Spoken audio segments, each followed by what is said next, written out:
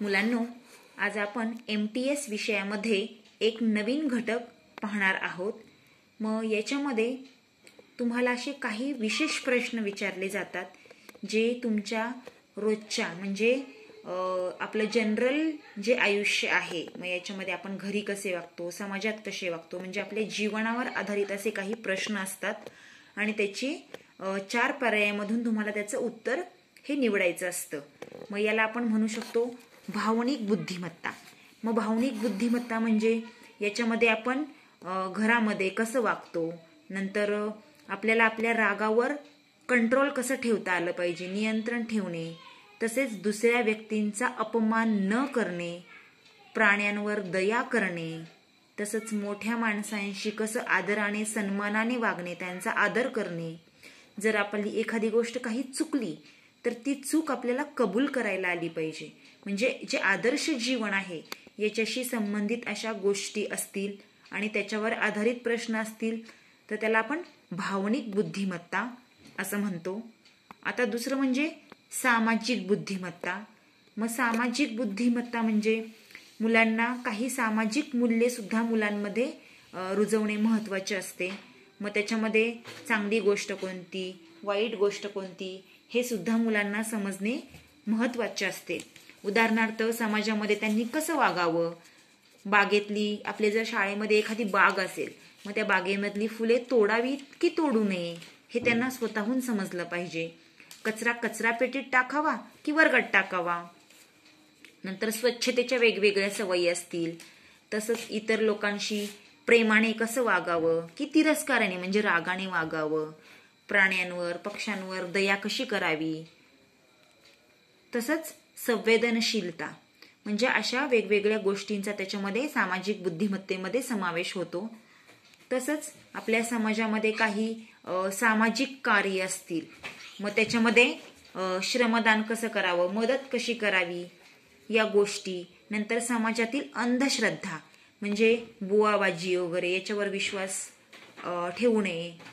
निरक्षरता म्हणजे थोडक्यात शिक्षण न घेतलेले त्याला आपण निरक्षरता असं म्हणतो. म्हणजे शाळा न शिकलेले लोक असतील तर त्यांना आपण निरक्षर म्हणतो.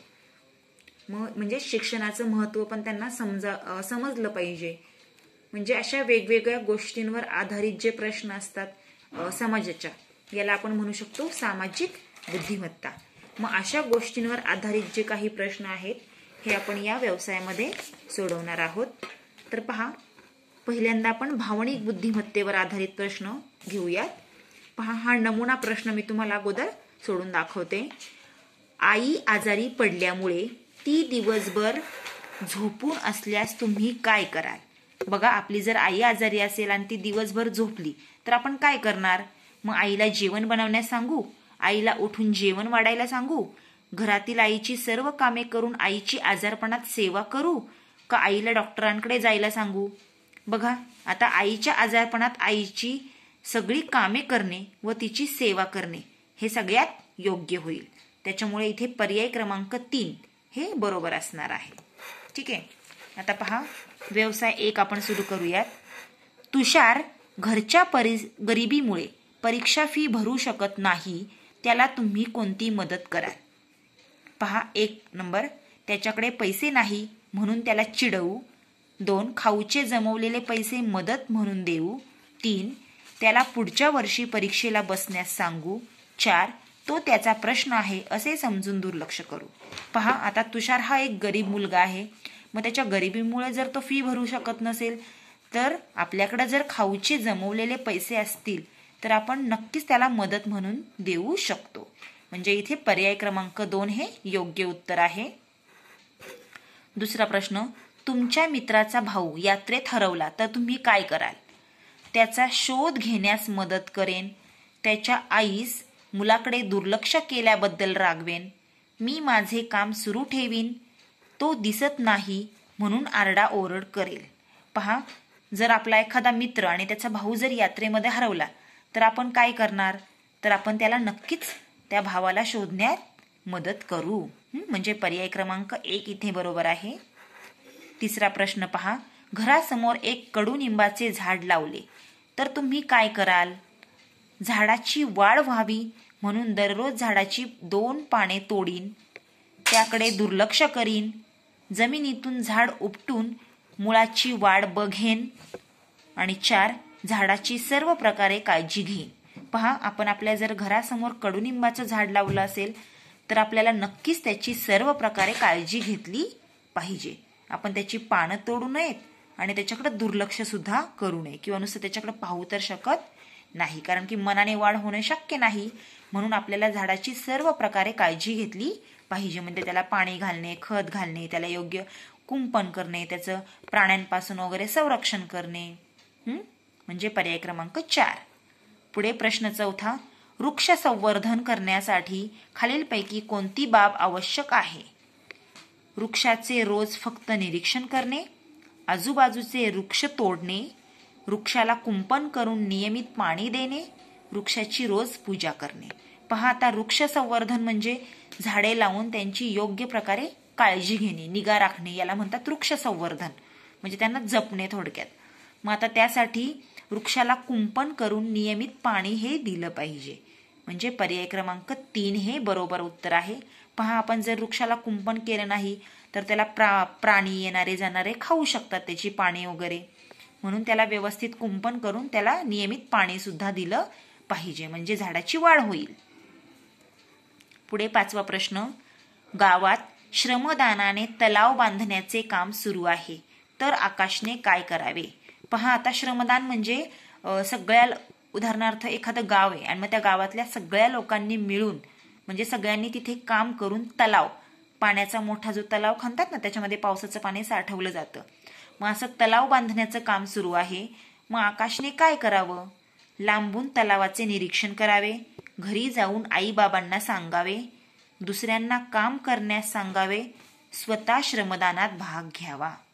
पहा, आईबाबांना सांगण्यापेक्षा किंवा नुसतं लांबून पाहण्यापेक्षा किंवा दुसऱ्यांना काम करण्यास सांगण्यापेक्षा, पहा, जर त्याने स्वतः त्याच्यात भाग घेतला श्रमदानामध्ये, म्हणजे तलावाचं जे काम सुरू आहे बांधण्याचं, मग लोकांना त्याच्यात स्वतः जाऊन मदत केली, म्हणजे स्वतः श्रमदान केलं, तर ते जास्त योग्य ठरेल.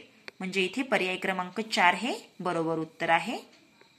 ठीक आहे, तर हे झाले आपले भावनिक बुद्धिमत्तेवर आधारित प्रश्नांचा स्वाध्याय.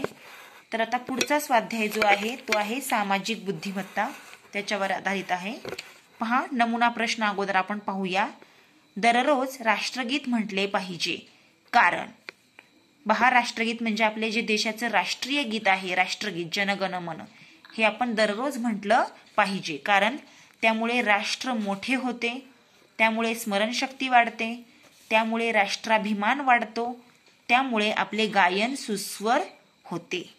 पहा, आपण जर दररोज राष्ट्रगीत म्हटले तर आपले ते कर्तव्यच आहे. राष्ट्रगीत म्हणणे हे आपले कर्तव्य आहे आणि त्यामुळे आपला जो राष्ट्र म्हणजे देशाविषयी जी अभिमान आहे ती आपल्या मनामध्ये अभिमान जागृत होतो. म्हणजे आपल्या देशाविषयी आपल्याला जो अभिमान आहे तो आपल्या मनामध्ये जागृत होतो. म्हणून आपण रोज राष्ट्रगीत म्हटलं पाहिजे. म्हणजे पर्याय क्रमांक 3 इथे बरोबर आहे. पहा, आता व्यवसाय आपण सोडवायला घेऊयात. प्रश्न 1 पहा. रवीला आईने कचरा काढावयास सांगितला तर रवीची कोणती कृती बरोबर होईल? हे काम माझे नाही असे म्हणणे, ताईला कचरा काढण्यास सांगणे, मला वेळ नाही असे सांगणे, झाडू घेऊन कचरा काढणे. पहा, रवीला जर आईने कचरा काढायला सांगितलाय तर त्याने झाडू घेऊन कचरा काढला पाहिजे. हीच कृती त्याची योग्य होईल. ना की त्याने मला वेळ नाही किंवा हे माझं काम नाही, हे मुलींचं काम आहे, त्याच्या ताईला काम सांगणं, असं त्याने नाही केलं पाहिजे. तर 4था पर्याय जो आहे झाडू घेऊन कचरा काढणे हे बरोबर उत्तर आहे. प्रश्न 2. तुम्ही लावलेले आंब्याचे झाड जगवण्यासाठी काय करावे? झाडाची काळजी घ्यावी, दुर्लक्ष करावे, झाडाची पाने तोडावी, झाड उपटून मुळाची वाढ पाहावी. पहा, जर आंब्याचे झाड आपण लावलं आहे मग त्याला जगवण्यासाठी आपण झाडाची काळजी नक्कीच घेतली पाहिजे. म्हणजे पर्याय क्रमांक 1 इथे योग्य आहे, झाडाची काळजी घ्यावी. 3रा प्रश्न. तुम्ही एका बागेत मोगऱ्याची सुंदर फुले पाहिली तर तुम्ही काय कराल?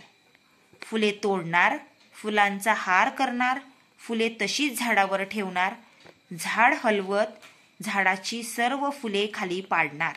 पहा, आपण एखाद्या बागेत जर मोगऱ्याची सुंदर फुले पाहिली तर आपण काय केलं पाहिजे, तर फुले तशीच झाडावर ठेवली पाहिजे. म्हणजे फुले तशीच झाडावर ठेवणार. ही कृती आपल्याला योग्य आहे. कारण की पहा, आपण श्यामची आईच्या गोष्टीमध्ये पाहिलेलं आहे. श्यामची आई श्यामला काय सांगते की फुलं जी असतात ती झाडांची बाळं असतात आणि त्यांची वाढ त्या आईजवळच चांगली होते. मग ती फुलं झाडावर उमलल्यावरच छान दिसतात तशीच, म्हणून फुलं ही झाडावरच तशीच ठेवणे योग्य आहे. पहा, आणि शेवटचा चौथा प्रश्न पहा.